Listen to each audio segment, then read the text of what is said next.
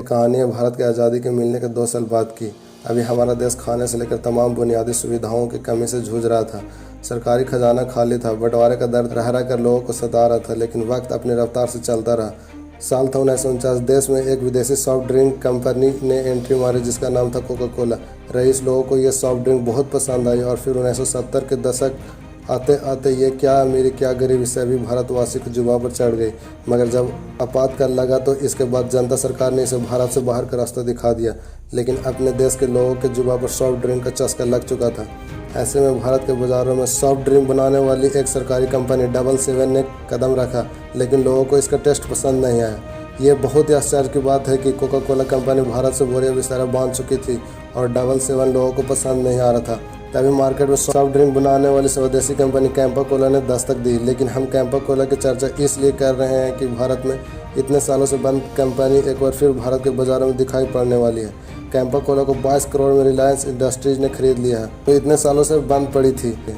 इससे मार्केट की बादशाह कोका कोला और पेप्सी को कड़ी टक्कर मिलनी तय मानी जा रही है। लेकिन ये तो बात हुई कंपनी को दोबारा शुरू करने की।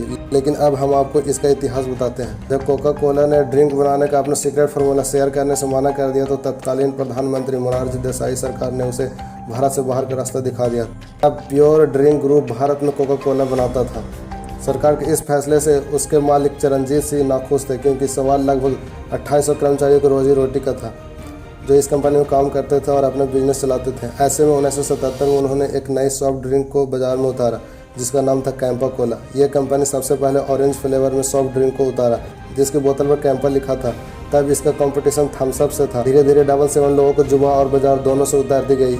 इससे कैंपा कोला की बाजार और बढ़ गई। लेकिन फिर साल 1989 में पेप्सी भारत के बाजारों में पैर जमाने आ गई थी और 1991 में जब पूर्व पीएम मनमोहन सिंह ने आर्थिक सुधार किए तो कोका कोला के देश में दोबारा एंट्री हो गई। इससे कैंपा कोला पर असर पड़ा। इस कोका कोला और पेप्सी ने आक्रामक विज्ञापन नीति और मार्केट नेटवर्क से कैंपा कोला को पीछे करना शुरू कर दिया। इससे दिल्ली के बटिंग प्लांट और ऑफिसेज 2001 में बंद हो गई और साल 2019 में अपने ही देश में कैंपा कोला यह कंपनी सिर्फ हरियाणा तक सिमट कर रह गई। 2012 तक तो कंपनी का नामो निशान मार्केट में नहीं बचा। अब सबकी नजर इस बात पर टिकी है कि क्या रिलायंस के पास जाने के बाद यह कंपनी फिर मार्केट में जलवा दिखा पाएगी या नहीं। ये वीडियो आपको पसंद आई है तो वीडियो को लाइक और चैनल को सब्सक्राइब करें। मिलते हैं किसी नेक्स्ट वीडियो में नेक्स्ट टॉपिक पर बात करने के लिए। तब तक के लिए बाय बाय।